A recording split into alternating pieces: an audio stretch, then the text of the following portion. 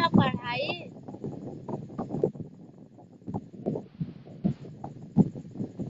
जब एडमिशन होई तबे न होई, बिना एडमिशन से पहले कहाँ होई।